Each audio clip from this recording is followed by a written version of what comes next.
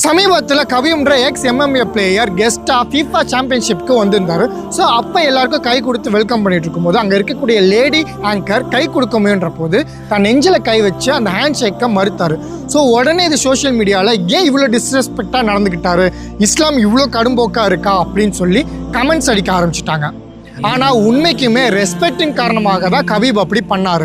உங்களுக்குலாம் சொல்லணும்னா நம்மளால நாட்டோட குயினுக்கு ஈஸியாக கை கொடுத்துட முடியுமா? கண்டிப்பாக முடியாது. இஸ்லாம் எல்லா பெண்களையும் குயினாக தான் பார்க்குது.